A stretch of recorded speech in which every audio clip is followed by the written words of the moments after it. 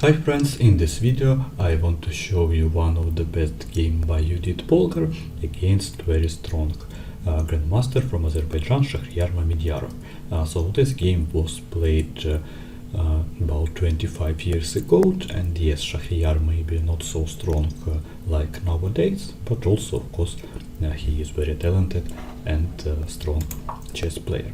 Okay, Polgar played for white and Shakhriyar Mamedyarov was black. And then after e4, e5, knight f3, knight c6, Judit decided to play classical chess opening, Ruy Lopez defense.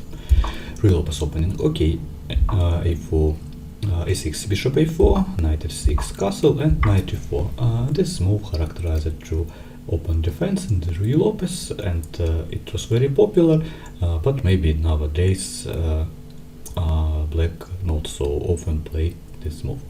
But of course knight e4 is playable and a strong idea for black. And then d4, b5, bishop b3, and d5. Standard chess theory in this opening, d takes e5 and bishop e6, and this is a general position in an open Ruy Lopez. And also let me show you some of other moves. Knight d2, knight c5, c3, d4, and in this position very sharp and strong move for white is knight g5. Yes, knight g5, very interesting idea, and in this moment white offers a minor piece for counterplay by queen f3. So queen f3 was the main idea. At some moment maybe not next move, but in some kind of position we can play queen f3. And then bishop d5, and in this moment of course we can simply take on d5 with the bishop, and also of course white has some other strong moves, but Judit Polgár was very good attack player, and she decided to sacrifice the knight f7. Yes, I like this move so much because of very strong attack for white. Okay, king f7 is obvious move, and then queen f3, bishop d5 of course is pinned. That's why bishop on b3 did not allow to take on f3, king e6, another check on g4, check on f5, and then of course we don't want to perpetual check for white, but we want to checkmate black king. That's why e6, and if black takes e6 pawn, then of course we can attack on the e file, and of course the spin was very uncomfortable for black. If knight e6 for example, bishop e6 maybe not the best move, but white of course has very strong attack in both moves for knight e6 or bishop e6. Also rook e1 is a very good move for white.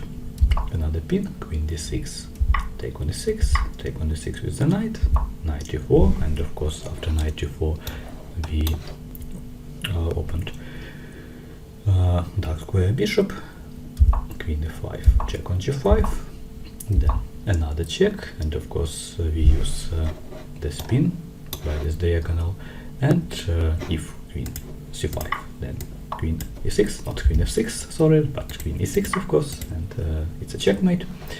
That's why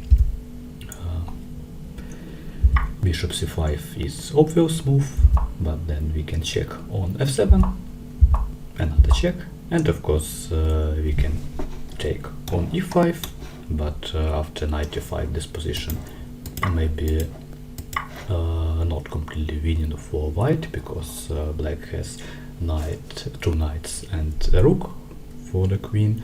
That's why Judit decided to play queen f3 with the check, and then also queen e4 was very good move, but c4 even stronger, because after b takes c4, queen e4 with a checkmate, and if king c4, let me show you that also queen e4 is so good move, but queen b3 even better because of checkmate.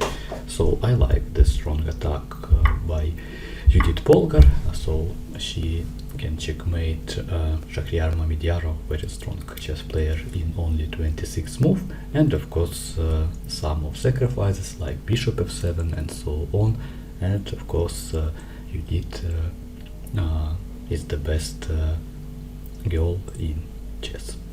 So I hope that you like my video review. Goodbye and see you next time.